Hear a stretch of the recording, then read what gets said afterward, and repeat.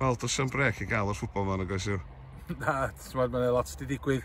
Dwi'n meddwl bod ni yn y sefyllfa yna, os bod ni wedi cael ei Ewrop, os ni jyst yn cherry picking y ddau, ond fel ti'n dweud, mae lot wedi gadael, ond dwi wedi dod dipyn bach mwy o quality a boes lleol i fewn. Ac dwi eisiau just trafod o sydyn yr lleol sydd dod i fewn, neu yr hogia sydd wedi dod i fewn. Diolch Dani Hugh. Ie, dwi wedi nabod Dion ers blynyddoedd. Ti'n yr chwarae i Gaernarfon, symud i ffwrdd i'r gynraedd Lloegr. A wedyn neis i cael yn ôl. Dwi wedi bod yn trafod Dion am rhyw flwyddyn wan i trio gael dros y llinell, ond neis i cael e fewn. Ti'n dod i'r boi lleol, boi experienced, ac mae'n caru'r dre, a dyna beth bwysig bod o eisiau chwarae dre, a dyna beth ni angen rwan, pobl sy'n eisiau bod yma. A mae hyn o'n swndio reit debyg i Daniel dydy, da ni fod ar ôl a ti wedi gael o. Do, so dwi'n meddwl fi dwy'n Dani yn Gaernarfon o blaen, i fynd i'r derwyddon, so ie, dwi'n dod yma rwan, dwi'n siarad i Dani lot, fel ti'n dweud, mae'n Gymru eto hefyd, mae hwnna'n bwysig yn i gael gyda'r chwaraewyr gorau lleol, ac mae wedi dod i fewn, eitha dod mwy o technic i'r tîm, falle dim bach blwyddyn diwethaf ni efo lot o pace a pobl o'r rhedeg, ond mae Dani wedi chwarae hefyd, so bydd o'n dod â lot o quality i'r tîm, so hapus iawn i gael o dros y llinell hefyd. A wedyn y trydydd, da ni newi anwnsio fe hyn ar Twitter, Rob Hughes. Yndi, mae Rob yn fel Marmite, dwi'n meddwl mae pobl yn galw o, ond mae gynnu fo quality, does na neb yn wedi dweud hynny.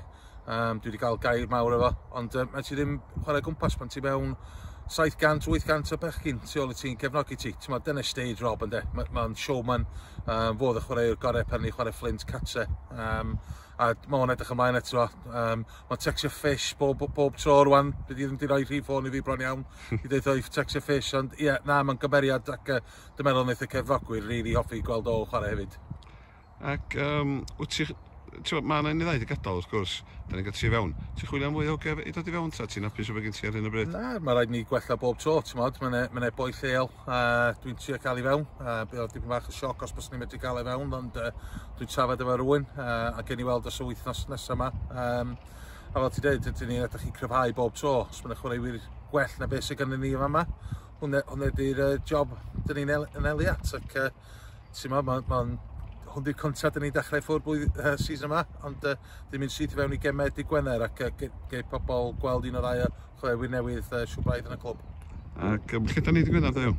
Dyn ni'n chwarae yn e-bus yn ebyn Cresford, so maen nhw wedi gennych gyd o'i pre-season games nhw, Eddie wedi mynd yna efo Haggis, so maen nhw'n mynd i bod i fyny fan ac fel ti'n dweud, bydd ni ddim ar full strength, ond bydd un o ddau chwaraewyr newydd i gweld ac gobeithio bydd ni'n iawn yn y gêm ne. A hyn ydy'r sesiwn gyntaf, wrth gwrs. Ti am reid yr hogia trwy pieces yna, ta fe?